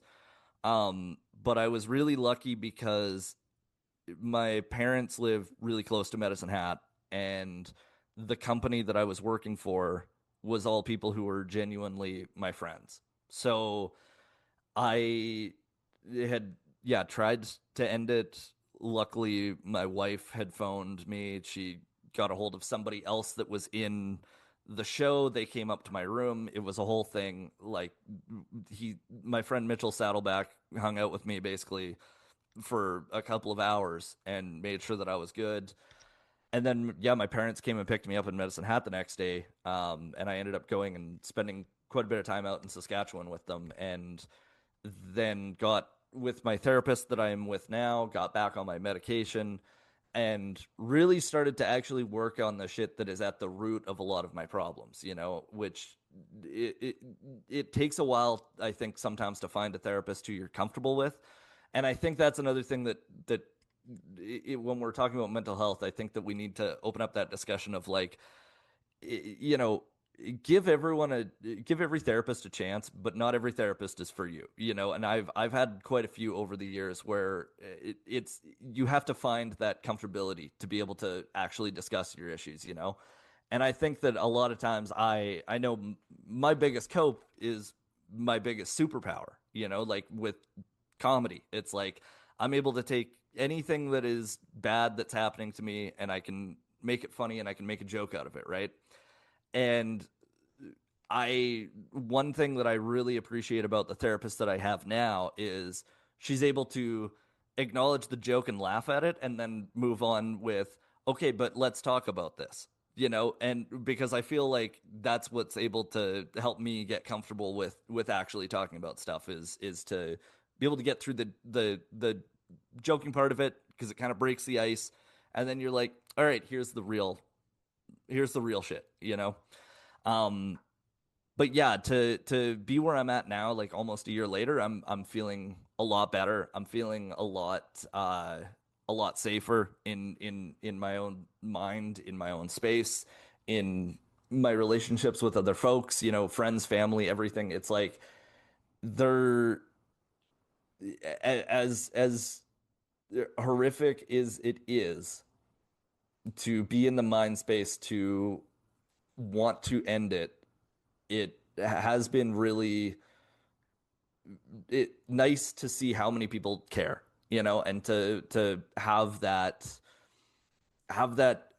knowledge, and then to be able to actually, like, when people are like saying, like you said, like, reach out, and then you actually do reach out and people are like there, and you know, and before I maybe didn't realize that. But the thing that really fucked me up about that whole experience, and um it was the thing that kind of like snapped me out of it the night of, for a couple of years now I've been teaching acting classes for kids at Storybook Theater. And there's a lot of kids that really look up to me. And my wife said on the phone, she was like, "How do you think it would have been for any of those kids if they had found out?" And it was like, man, just hearing that like really struck a nerve, because I realized, I was like, you know, that would have fucked me up. That would have fucked me up really bad if I was that kid, you know, and I don't want to put that on a kid, you know. And then I look back on like all of, you know, the friends that we have lost to suicide, you know, and at the various times in my life when those events happened, that did affect me for a long time, you know, like even, um, you know, to talk about like Ty, you know, I only met him a couple of times, but the impact that he had on me those couple of times that I met him, it made that interaction or that experience so much worse, you know, because and then I, you know, think about that and I'm like, okay, if I felt that about Ty, who I only met a handful of times, how the hell is the kid that's been in my class every Sunday for 2 years, how are they gonna feel? You know, and so it's like, it's not to put the onus on anybody else for why you should still be here, but it's to compartmentalize it and go, oh, I can't do that to someone else. Like I really can't do that to someone else, and that means that I need to work on the steps and make sure that I'm in the right place. When you say you're not on your meds, is this um I don't know what the diagnosis is, but it sounds like it's maybe a bipolar something, or I don't know, but for some folks that are that way, they think they're good after a while and they stop taking their meds and then things start going backwards again once they run out. I don't know what the story Yeah, is on your side, but no, for my side, it's not bipolar. I just have uh depression and anxiety, and yeah. I'm not sure, like, you know, I've been with a therapist for a year now. I've been talking to my doctors and everything. It's just the antidepressants. I got off them and I was Oh, like, really? and just, you know, I again, it was like you said, you start to feel good, you start to feel normal. Yeah, You're you're like, like, I don't need these now. I don't need this anymore. And then those invasive thoughts start creeping in, and it's really hard to get those out of your head once, because it, there's something that's really fucked up about the human brain where for some reason the worst thought is the thing that we think is the most real. You know, when we're thinking about what you know, our own judgments of ourselves. And so it's difficult then when you're going through it, because you're like, well, yeah, but this person, they you know, they must hate me or something, or you know, like, it not again, not to put it on anyone else, it's like, it's maybe a bad example, but you just start to think in that cyclical way, and it's really hard to get out of that cyclical cycle once you start going down it. um but yeah, so it was just the antidepressants though, which is the, you know, now I know I gotta stay on them, I gotta keep up my shit. That's part of the, to my understanding of it, some of us don't create the same chemicals in our brains and we're missing those chemicals and the drugs replace them and help us stay even. Yeah. And I think that based on my own experience, I feel like that is very much the box that I check. You know, Hmm. it's a lot of it's yeah.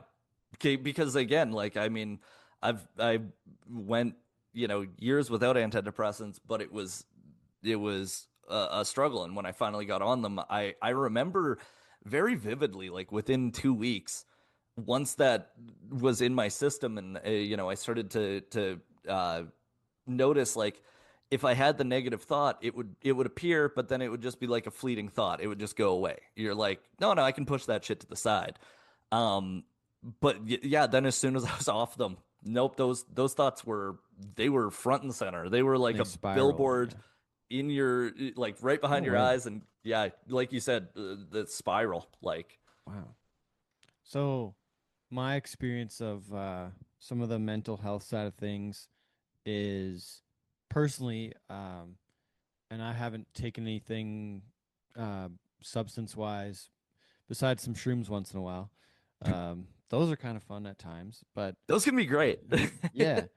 And also like I don't know the science behind it, but I've heard something about like rewiring things different times. But like I know of sometimes after I've done that, it's definitely changed my mood and my the way things work for a while. I don't, I'm not a doctor.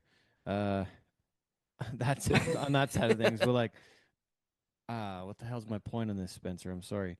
Oh, my personal journey is I've had a lot of up and downs over the last couple of years, and there was what was going on? I got to look at what I said to Brett because I texted Brett Gardner the other day because I was watching Shrinking. Have you watched Shrinking? Yes, that's the Harrison Ford, Jason Segel Yeah, show, right? Yeah, yeah. yeah. And because there was something in there because they're all psychologists or psychiatrists maybe. No, I think they're psychologists. But but there was a thing in there where they talked about cumulative grief. And I was like, I text Brett. I was like, is cumulative grief a thing? And then I Googled it because like I don't need to just make Brett my Google person. And then I was like, shit, it is. And he was like, you bet. The next day. And I was like, holy fuck. Well, if I think about cumulative grief between supposed to getting married and then not, and then my dad dying like 4 months later or 6 months later, and then having a relationship and then that failing, you know, 8 or 9 or 10 months later, whatever. If I accumulate all that grief together, I'm a bit fucked up, and it's been a bit of a trip. And for me, there's been a lot of peaks and valleys over the last 2 years ish, I guess. Not to the same extent of yours. It sounds like from what I'm hearing that way, but like there's been a lot of shit going on, and I haven't really dealt with it probably properly. I've just kind of like numbed myself by being busy and going on to the next thing. But this winter, slowing down and being home the whole winter, and I've done a lot to distract myself. But also now I'm like, oh fuck, I'm still a bit sad. So I think I need to reach out to my psychologist guy I've been seeing or work on that a bit more. Um, there's been a lot of natural ways I think I've made myself feel better this year by exercising more and really being active and playing more hockey and doing my best to drink less. And but man, it's fucking hard. So It's definitely hard, but also listen, the reaching out, it goes two ways. If you wanna hang out sometime, I am, like I said, I'm always here, man. We can hit up Pelican Pier again and get some fish and chips. it's a good spot. It's a great spot. Yeah, you introduced me to that spot when I was in university. Now I live just down the road from it, so Are it's we a neighbors? We don't frequenter. even know. Yeah, I'm right on 14th Street, right across Oh. from the golf course. Oh, okay. I'm up on by the Winter Club, just up north of you a little bit. I'm right No across. way. I literally live right behind Pelican Pier around the corner. I walk there. Oh, that's hilarious. Yeah, That's how close I am. we're quite literally neighbors. In Calgary terms, we are neighbors. That's funny. That's hilarious. Yeah, we're doing this over fucking Zoom because it's easier than setting And up all the we're cameras. really a 10-minute walk away. I rode my bike past your house. Yeah. I literally drive past your house all the time to go to work. That's so funny. That's funny. Okay. Let's I don't want to just gloss past the subject, but it seems like you're doing well now. Yeah, no, I'm doing really well now. I really am, and I think that it's hard to like. This is a side note, but my wife definitely was really hurt by the whole thing, right? And I can The understand attempt. that, the attempt, and you know, I think that it's hard for some folks close to me to believe that I'm doing well now in some ways because it seemed like I was before, but one thing about people that are really really really depressed, sometimes you really cannot see it. And But I really am in a good place now. I really I'm doing the things that are making me feel a lot better, like, therapy. I'm on my meds. I'm working out again, which has been game changing. Um, I'm really happy career wise. Like, there's lots of stuff to look forward to. And on top of that, in the past year, I've made an effort to not just focus on career stuff, because for the, past, I guess, 12 years, it really has been a focus. It's been almost every waking hour of the day has been, I gotta write jokes, or I gotta be auditioning for something, or I have to be writing something. It's like it was so much of that for so long, and I think that also didn't help with all of the mental health stuff. So in the past year, I've been actively making a point to not do things that are career focused, and to really go out of my way to do things that are just fun, and just do things for the sake of doing it, and do things to hang out with people, and doing that, it's amazing what our brains are able to do when we're putting the effort into to make those connections with people, and to start creating those happy memories, because that's that's I think the biggest thing is making sure that you have stuff to look forward to all the time. And then also understanding when you don't have things to look forward to, that's not the end of the world. That's okay too. It's okay to take that breath and just go, I gotta just sit back and relax for a little bit. And yeah, finding that realization, game changing, man.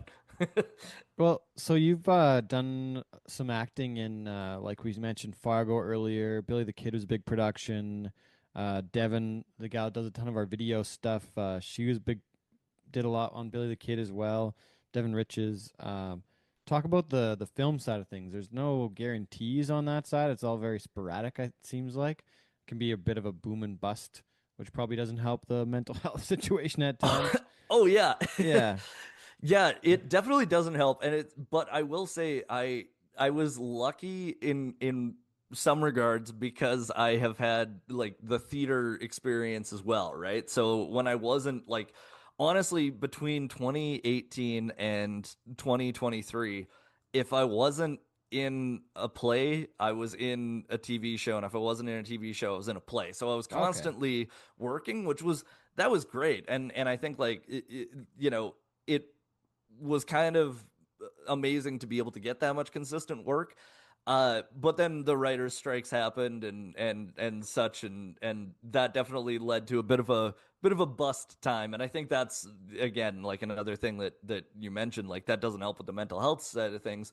But when a year ago, I had been still going on a lot of theater back to back to back, and it just, it wears you down. And especially if you're doing heavier stuff, like, it's hard to be in a positive mindset when you're doing a play about some sad shit, and you got to do it every night, and you got to live through that every night for like 2 weeks, and the whole rehearsal process and everything.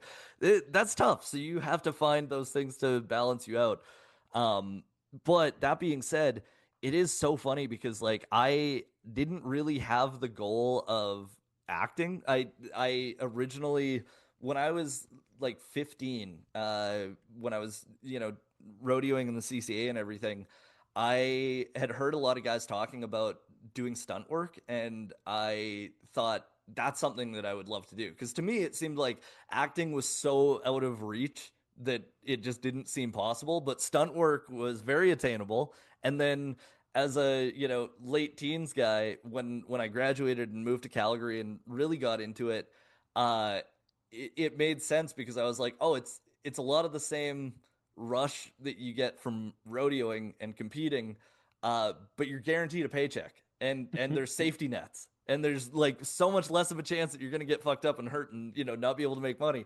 So I completely went into it with this idea of like, I just want to be a stunt guy. And then when I got to Calgary, I started just like acting on indie sets just to meet people. And then, like a year into doing that, I was looking back at my tax forms, and I was like, damn, I made like 4 grand acting and like independent stuff in the last year. And that's not a large sum of money by any stretch of the imagination, but it was it was enough that at 19 years old, I was able to look at that and go, shit, maybe I'm an actor. Maybe I should be focusing on this acting thing because also much safer than stunt work too. Yeah, So true. I've just slowly gone into a safer direction. There's been a few steps along the way. But yeah, no, so it's been fun, and Calgary's great for our film scene because we have a pretty good sizable major network, and studio productions that come through here.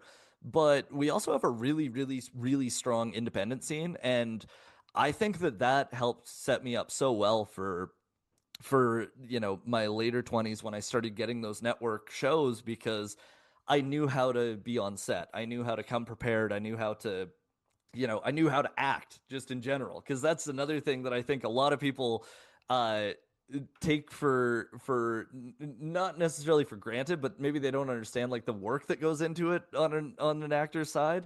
And I think it's so funny looking at it now because like after going through theater school and everything, I'm like, oh yeah, shit, there's so much work that goes into acting. Like it only looks good when it looks like it's not hard at all. And that's when somebody's put in the most work possible to get to the simplest way to do it.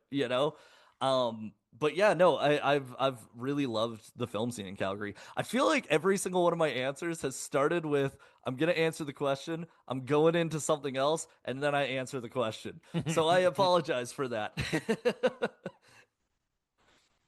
It sounds like what a comedian would do. Yeah, exactly. The Yeah. the ADHD, man, it takes you places. Oh, It's like that children's book, The Places You Will Go, except it's just in your mind. yeah. What's the opposite ism where I just like can get really focused sometimes and just s- like go the opposite of when my eyes get really shifty? What is that one? I feel like I feel like that's autism, Ted. I think that's a little bit of autism. No, I feel like that is something that I don't know. I think that's better in a lot of ways, especially Sometimes. I think in interviews especially because you're able to do the thing where you let people have the flow of the conversation. When I'm interviewing people, they'll be saying an answer, and then I'll take like the next question will be four different questions, and they're like, "Fuck, how do I even answer that?" So, Is it I when I'm doing these interviews sometimes like I just get so in the zone of what the person is saying and then I'm thinking of what some of the next questions are as they're talking and then I'm so focused I'm like, "Oh fuck, where am I again?" It gets like it gets a little weird sometimes. oh, that's hilarious. Yeah. Actually, it's funny talking about Billy the Kid. Like that was one of the most fun experiences I had because I mean, it was Fargo was cool because I got to act with like John Hamm and Joe Keery and like Juno Temple and all these people that like I have admired, for years in their crafts. But Billy the Kid was cool because it, I was in the first You get to season. do cowboy shit every I day. got to do cowboy shit, and it was fun because like all these guys were like younger guys, like we were all around the same age. So Well, no, we're just being getting old now. well, yeah, that's true. That's true. We are getting old now, which doesn't help. But it was cool because it was like, and it was also it felt like a little bit of a rodeo reunion in a way because Jason Glass was one of the guys who was in the Seven Rivers gang with me and a bunch of the other guys, and then a lot of the stunt guys like they were all rodeo guys, so I knew quite a few folks from back in the day, like just peripherally even, and it felt like a fun show to be on. And it was a bit of a bummer like we didn't get brought back, like the local guys didn't get brought back for the rest of the series.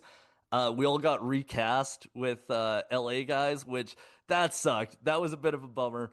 That being said, I was just glad to have the experience to begin with. And then and to be able to say like, yeah, I got to be a recurring character on a TV show, and it was doing cowboy shit. Like literally but I have to say this too. This goes back to the special. So the special is called Cowboy Number 2. And the reason that I called it that is because literally every single one of my major film and TV credits has been as Cowboy number two. That has been the character name on Billy the Kid, Fargo, this French Canadian comedy film called Viking. Everything I've done has been Cowboy number two, so I just wanted to really round out the IMDb with another Cowboy number two credit. It's actually the same thing every time. It's the same thing every time. It's so ridiculous. And so it was actually like it's so much of a thing that my mother-in-law actually brought it up in her wedding speech. She had this really sweet misdirection, but she was like, yeah, Spencer keeps getting cast in TV shows. He'll be like, yeah, I'm in the show. Oh, what's your character? Oh, I'm Cowboy number two. And then she was like, and well, now you have a new title, and that's Son number two. And I was like, oh, Oh, the gotcha. cheese. The Fucking cheese was gotcha. thick on that one. That was some nacho cheese, man. Cool. Spencer, we got to get rolling here because we both have other things we have to do. But you mentioned, well, there's two things. I got to ask for your definition of cowboy shit. But you also mentioned, like, it sounded like there were maybe multiples on the attempt side of things, on the suicide side of things. Like that was a recurring thing in your life too. Like, I don't want to gloss over that either. I don't want to just forget that part before we wrap up today. No, for sure. Yeah, no, We don't have to talk about it if you're like, fuck, this guy keeps bringing this shit up. I just don't want to talk about this. No. Like I'm more than willing to talk about it because again, I think it's one of those things where we need to talk about it in order to actually change it. Yeah, like my first attempt was actually when I was in high school. And it was one that like I didn't tell people about for years. It wasn't until I had graduated that I even told some of my best friends in high school. And then when I was in university, was the second attempt, and the third attempt was shortly after I started dating my wife. So like it's four attempts, and I have to say like that's number of attempts. I am actively working on making sure that I don't get into that mind space again. But it's definitely something that I think surprises people sometimes too, because I like to be a very positive, outgoing person, right? And I think that throughout all of those periods, there may have been signs, but they weren't very evident, you know? And I think that especially when I was in high school, it was, you know, I was rodeoing all the time, right? Like I was doing that throughout high school, and so I had a lot of time where I was able to be away from home, and this is where this is going to get a little dark for a second, so I apologize, but um, I didn't have exactly the best situation at home when I was growing up, and rodeoing was really an escape for me. Like it was a way that I could get away every single weekend between April and October. And throughout the whole summer, I would just go and stay at someone's house that I was traveling with. You know, like I would go and work somewhere. And it wasn't my mom's fault, like at all. But I had a really bad situation with her ex-husband, right? And so, when those winter months would roll around, shit got really hard. And that was when I made my first attempt, was when I was in high school and I was stuck at home in, you know, middle of nowhere in the winter. So that was really I would say the like catalyst for a lot of it, because it it seemed like the only option, you know, and I know it was not. And I am it's not only was it not, it is not an option, you know, which you realize as you get older. Uh, that being said, I do think that it's kind of funny looking back on it, the ways that I had found to like self cope with finding ways out of that mindset, because um when that first attempt did not work, it was, I'm not gonna lie, more humiliating than anything, because I was the only one who knew about it, you know, and you know what it's like in the, you know, in the rodeo world, and especially like in you know, growing up in a cowboy world, you're like, you have this idea of what is tough, right? And what is the definition of strong? And I feel like it's easy to put silence into that definition. And I don't think that's strong at all. I think that strength comes from saying the shit that you really need to. But especially in that time, because let's face it, 15 years ago, we weren't talking about mental health as much. We weren't talking about concussions as much. Like I remember getting a concussion as like a 15-year-old kid and then getting on another bucking horse that day. Like there's like and I that's did it only too. yeah, and I it's didn't know like any that better.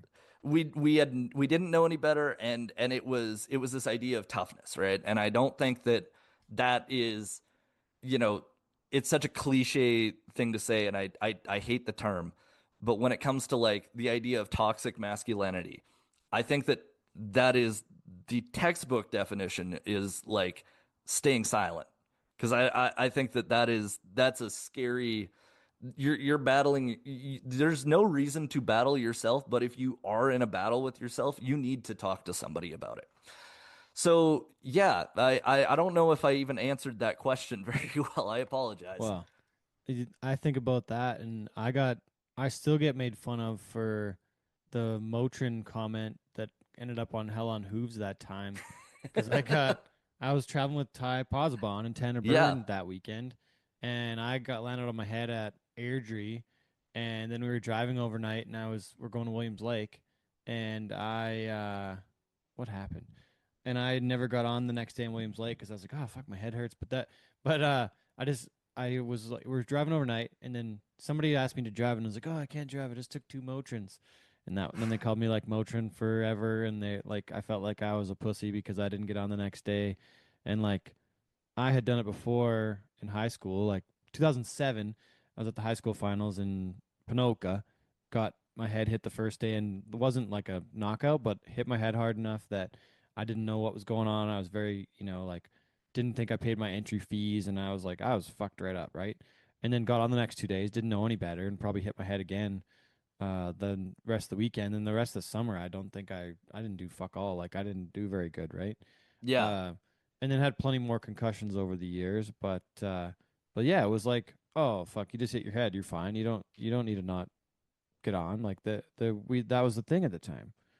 Oh yeah, and like We didn't know even any different.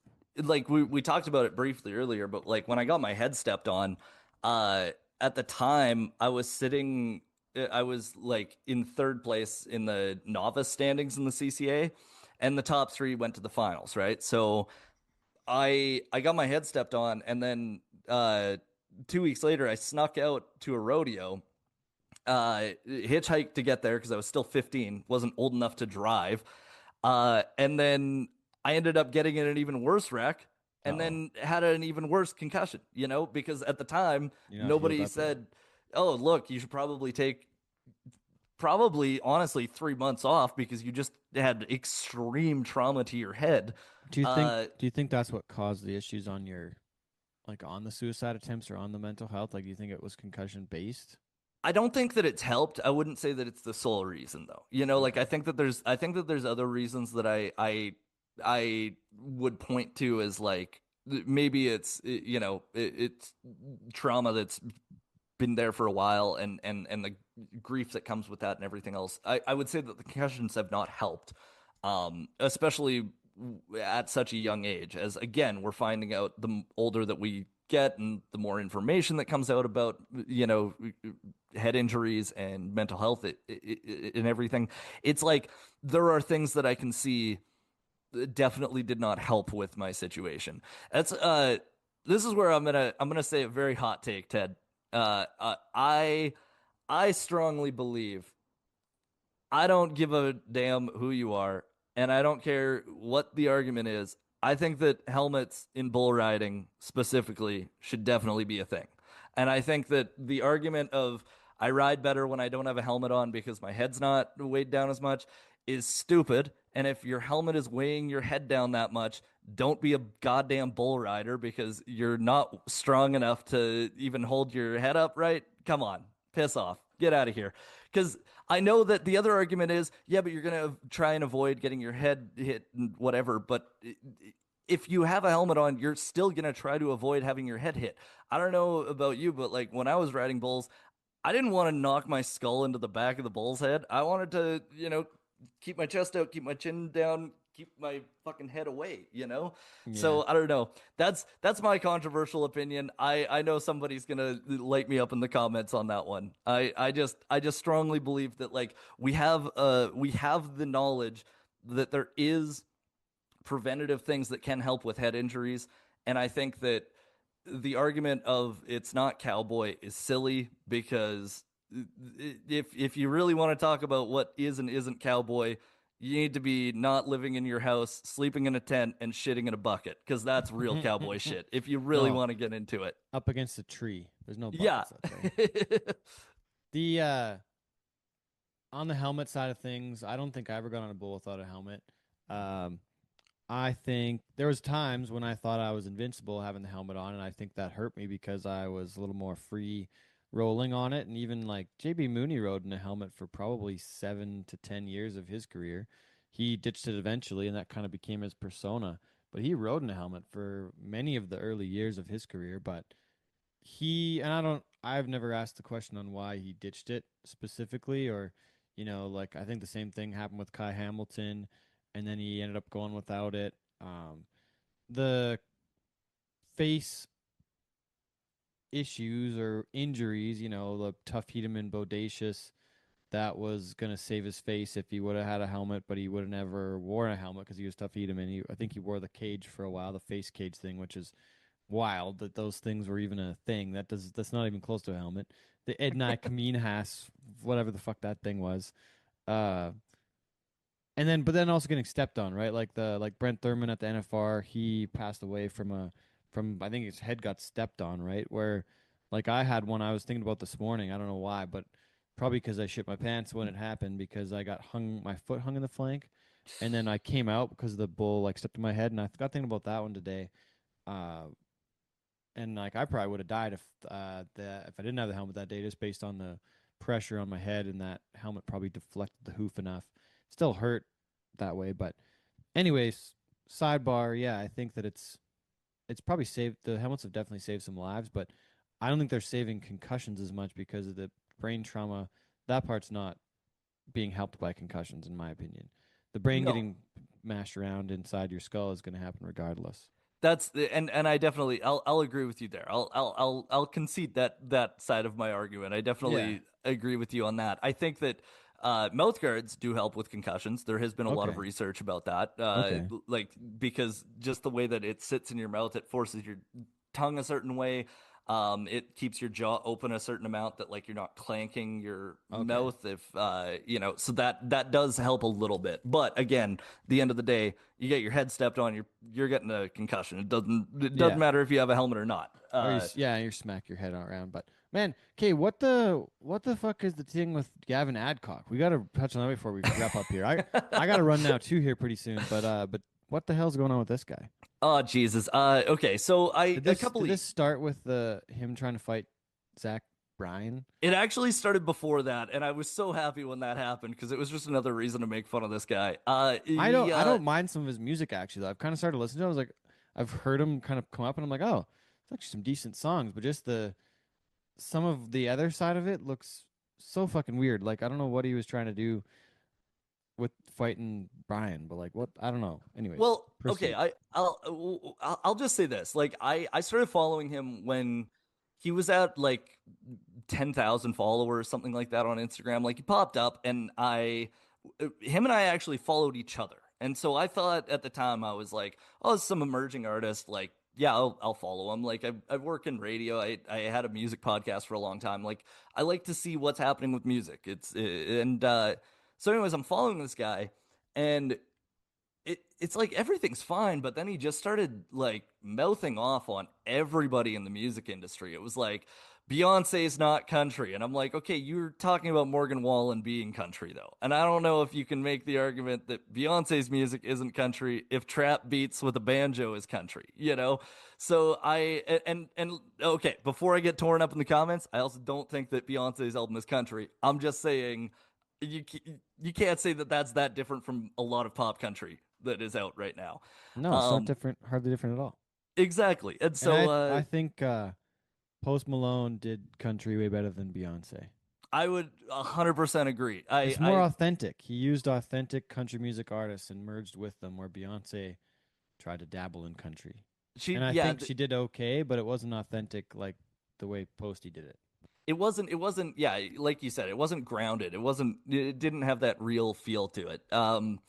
But yeah, so he's dunking on people, and then he, like, Charlie Crockett made a post where he basically said what I just said, where it's like, if you're gonna get mad about Beyonce not being country, you have to get mad at the whole industry for not being country.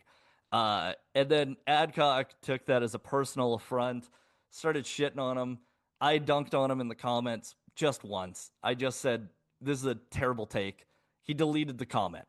And that made me mad, because I'm like, you can't talk shit on the internet and then be deleting comments. If you're going to talk shit, you have to own what you've said, and you have to let people also say that your opinion is bad, right?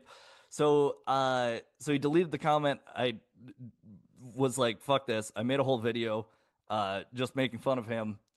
It went stupid viral, like to the point where at the start, the first, like, I would say first 20 comments were all basically telling me to go kill myself, and I was like, guys, I've tried, it doesn't work. But like the next like, it finally got onto like the right side of the internet, and people were like, yeah, I fucking hate this guy running his mouth off, this is fucking hilarious.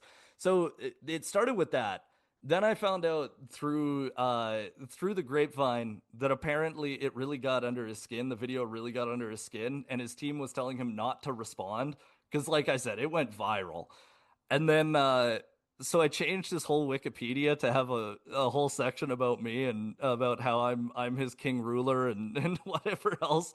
And then he responded, which was hilarious, because then it was like, all right, now it's go time. But yeah, then he kept like running his mouth off about everybody, and then was saying like, oh, if Zach Bryan ever steps to me, I could put him in his place, and then like runs away as soon as Zach Bryan does step to him. So I'm like, well, I have to make fun of him for this. Like, that's one of the funniest things I've ever seen. You just like, how did you not make the NFL with a 40 like that to the security guards, dude? Like, god dang. So yeah, so it's been ongoing. He finally did block me today, which I think is very funny. I have something that's coming out soon that I told you about off air that I think is going to be a reason for him to unblock me, at least just so that he can see it, which I think is oh so chef's kiss hilarious. But yeah, it's been silly more than anything, because like, I'll be honest, if I were to meet this guy, do I think that him and I would get into fisticuffs? Fuck no. Like, there's nothing that serious about this whole thing. He's dunking on artists. I think he has a bad take. I'm making fun of him for it. I also feel like him and I probably would have more in common than we do in difference, you know? But I am gonna just keep making fun of him because it's funny, and it's exactly what he's doing with all of these artists, where he's getting a lot of recognition for saying dumb statements. I'm getting a lot of recognition for making fun of him for saying these dumb statements, so it's kind of a win-win. I wish you the best in your internet troll endeavors. It's not anything that I'm very good at, and don't intend to be. But I am probably a bit of a commenter and a voice on some things. But anyway, Spencer, I gotta go. But I want to ask you before we go what your definition of cowboy shit is. Man, I've been thinking about this for years, because I've been a fan of the podcast for years. My definition. Hold on, prove it though. What's your favorite show? Ooh, I don't Can't know say you're a fan of the show and not tell me which one you liked. I would say when you guys interviewed Laird the Cable Guy, that was a big one. Okay, that was pretty cool. That was a pretty cool one. I As a liked comedian, that's true. As a comedian and as a rodeo fan, that was kind of a perfect episode because I got to hear all about his start in comedy. I also got to hear about how he used to sponsor like Wade Sundell and all those guys. I was like, that's Tater so Porter sick. And Tater Porter, yeah. But my definition of cowboy shit, I would say it's perseverance and it's tenacity. I think that no matter the situation that you're in life, if you are willing to persevere and you're willing to push through it, and this could be on a personal thing, on a career thing, on a on a mental thing, on an external thing, if you're persevering and you have the tenacity to go after something, I think that that's the definition of cowboy shit. Man, I have a line that's fucking bad, but it just came to my mind. I'm so ready. Oh, dude. What is the Luke Combs back in the saddle when he's talking about the cowboy digging his way out of the grave? Does that hit different for you right now? Yeah, 100% it does. Absolutely it does. I'm sorry if that just came to mind. I was like, this is fucked up. This is dark ass humor. You might be able to use that as your like fucking opening song or something.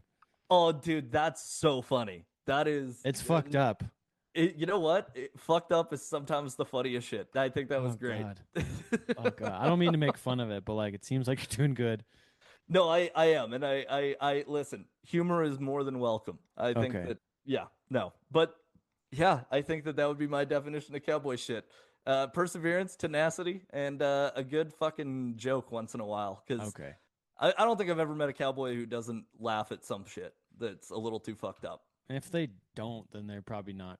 Then, as Dale Brisby would say, then you ain't no cowboy. You ain't no cowboy, old son. Oh boy. Okay, Spencer Streichert. Check him out on all the socials. Cowboy number 2 is on YouTube. Check out his show on CKUA as well. Yeah. Thank you so much for having me, Ted. I appreciate it. Thanks for the visit.